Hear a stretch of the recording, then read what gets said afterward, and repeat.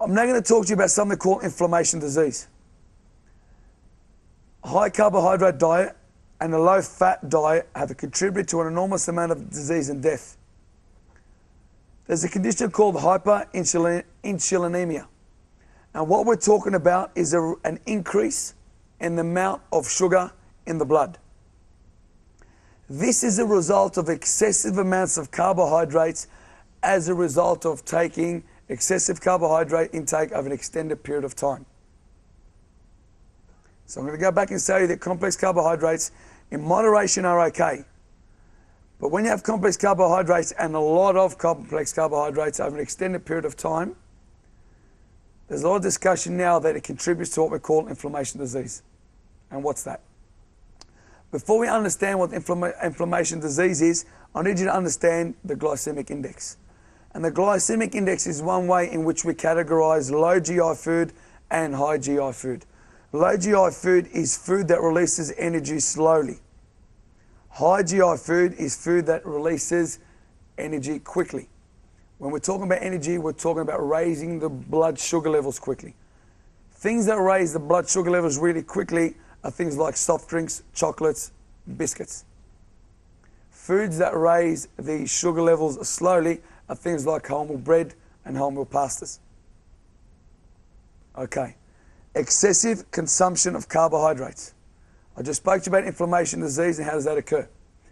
So we know that we all agree now that having excessive amounts of carbohydrates over an extended period of time can elevate the blood sugar levels. So the foods that raise the blood sugar levels really quickly are the high GI foods. These are really bad for you. I'm going to show you what they are in the next slide. Once the sugar levels are raised, we also know that low GI foods release energy and sugar into the blood really slowly. We know the high GI foods are what we call sometimes foods. Please write these ones down in your sometimes food section. Bread, pasta, rice, potato, and desserts. These are your sometimes food. The low GI foods are what I'd like you to put in your most times food. And these are generally found around the perimeter of the grocery store. What does that mean? That means that if you want to shop healthy, you need to shop around the perimeter of the aisles. These are the foods that must be changed every couple of days because they're perishable foods. These are the foods that are very good for you. It is all the food that is stored along the aisles, which are the processed foods, which are the ones you should avoid. You should be purchasing most of your food around the perimeter of the aisle. Most of that stuff doesn't come in packets. Okay. Let's have a look at low GI foods. Please put them in that middle section of the sometimes foods. Put them in the two middle columns. You've got two middle columns there. Don't put all of them down. Just put down the 4 or 5 that you like.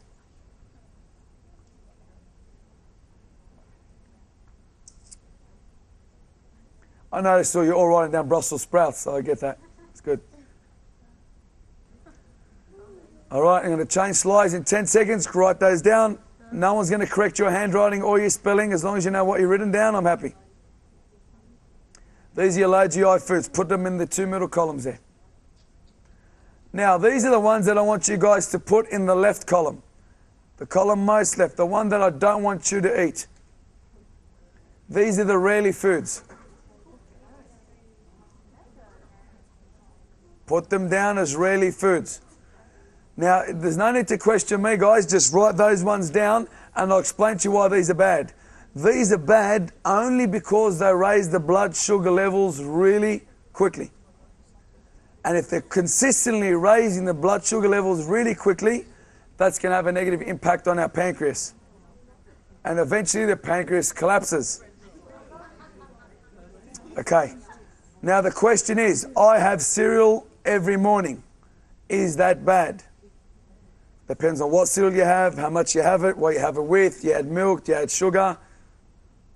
A lot of variables to answer that question.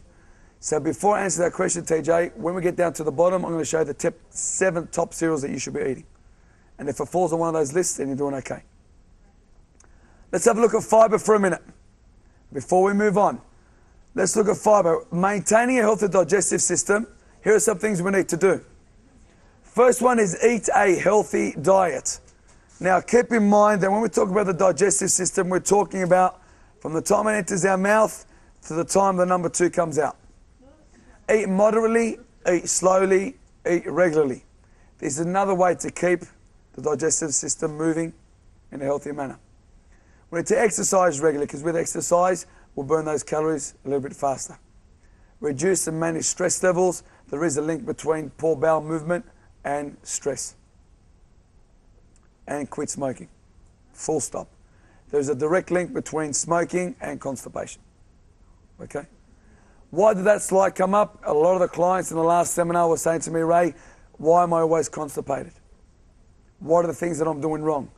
There are some of the things that you can try and do to address those issues. What are some fibre sources?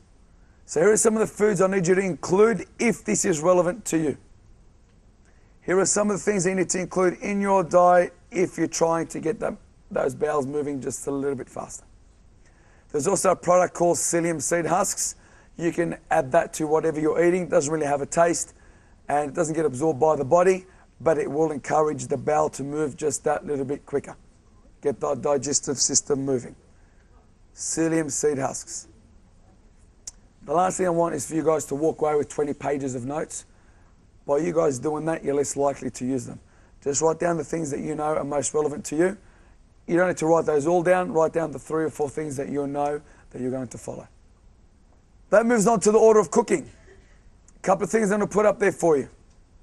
Fresh or frozen vegetables is better than canned. Okay?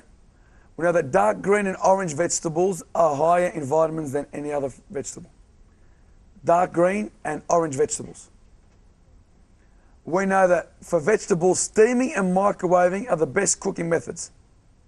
Steaming and microwaving are the best cooking methods for those vegetables. When stir frying, make sure not to overcook. How do I know it's overcooked? Well, the vegetables should still be crisp. If they're not and they're saggy and they're falling off the fork, you know you've overcooked them. When cooking spinach or other leafy vegetables, you need to cook them briefly just until they start to wilt. You know, like a dehydrated plant, same sort of appearance. If you overcook them and they become really soggy as well, you've lost the nutrients again. You need to bake your meat, poultry and fish rather than fry it. You need to seal in the flavour of fish by wrapping it up in tin and baking it. And you need to sear your meat. And the reason why you sear your meat is it locks in the nutrients.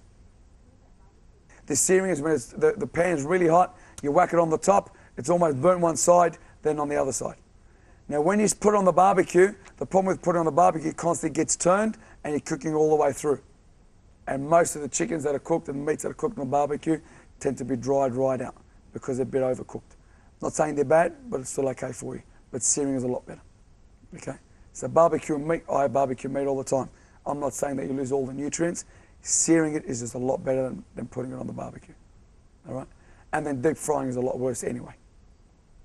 So the order of cooking in a nutshell should be steam, roast, grill, microwave, and avoid the deep frying. Okay?